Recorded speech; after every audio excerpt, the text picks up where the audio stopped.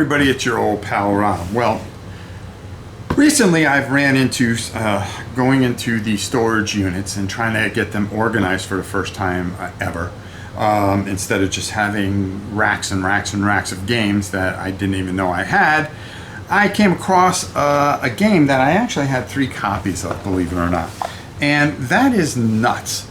The Battle of the Bulge card game. A very interesting game.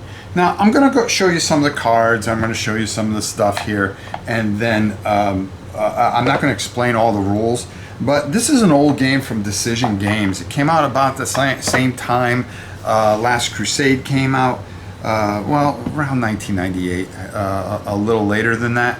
A really solid card game. I'm going to show you a couple things with it and why you can hunt this down pretty affordably and have a really great time.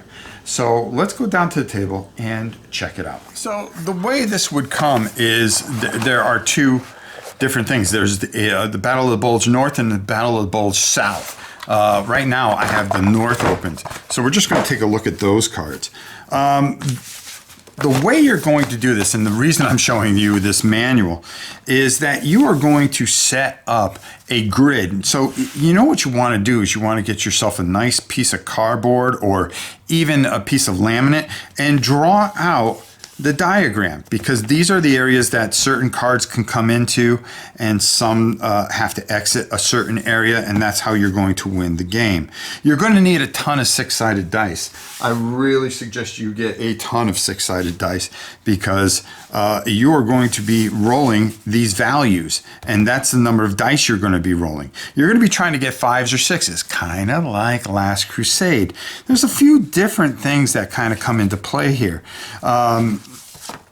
First of all, the cards are very, very thematic, as you can see. That's going to be your health value against what this particular group is going to do against infantry, against armor, and artillery. The neat thing about it, and as you can see up here, is the area that it comes into. It will come into the E area. So if you look on our diagram here, okay, that card can only come in through the E area. Okay, and that's E0 to E5. All right, makes pretty much sense, don't it? I think so. So you're going to get a certain amount in your hand, and you're going to be able to play a certain amount of cards. Now, there are some things that are going to come into play here, and that is a landscape, or you know, like city bridges and stuff like that. As you can see, the minute it comes in your hand, you have to play it somewhere, and you're going to be playing it in these areas like F3. Now all of a sudden, if you're in that area, that's going to change things, and it's going to give you an idea, because if you're trying to attack F3 and you get this card in your hand, okay, the defender's going to get something that's going to help him. So it's going to change your strategy and how you do certain things. Towns and bridges. And the Americans have the same thing. And as you can see, their cards are a different color. And, you know, there are different cards that that can help you strategically. You can play any time for +1. As you can see, rivers, you get this in your hand. Say you're being attacked, okay? Unfortunately, you're going to have to play this. Infantry values are halved for the attacker. That might help or hurt you if you are trying to attack that one particular area. And these cards all have different things that are going to do. The other real cool thing about it is that unlike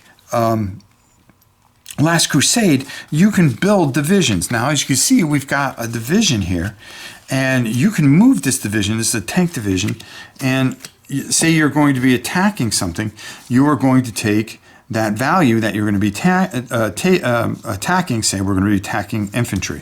You're going to add all these up. So that's going to be 6 dice that you're going to be rolling, and you are going to be trying to get 5s and 6s. Say, for instance, they came upon this here. Okay, for instance, my camera work just stinks. And this division decided to attack here, and they rolled 6 dice, and they got 2 hits. Okay, and there were, well, let's just say there were 2 things here, okay? You can't just assign all the damage to one unit. It has to go 1, then 1, And then if you had more, it would be another one. And then after everything has assigned one damage, you'll go back and assign another damage. So it does give you a chance to recuperate there. Okay, so each turn you're going to be drawing 3 cards and improving your hand and trying to get that out. I'm trying to see if there's anything else in here that I really wanted to tell you guys. A lot of the things, there's special tandem play that you can play. They have some different rules that they can add in here. To win, the German player must exit 3 mechanized units from the 5 row to a hypothetical 6 row. Means going off the thing.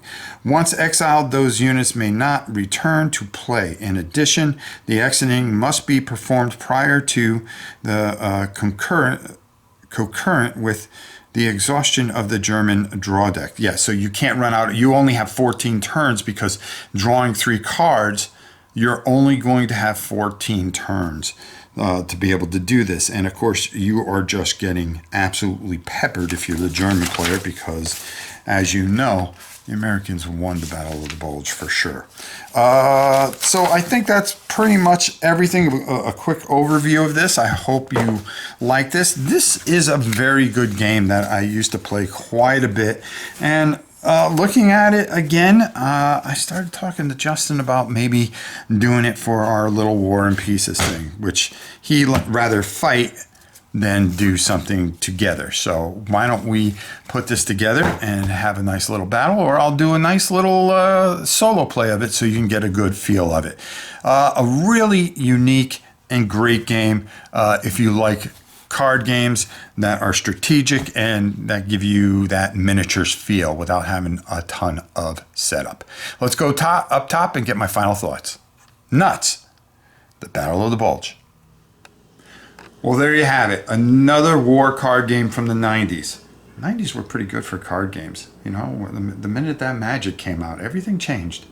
There were just tons and tons and tons of card games over the next couple of years. Some of them got overlooked that were really good, and I think this is just one of them that happened to fall into that area.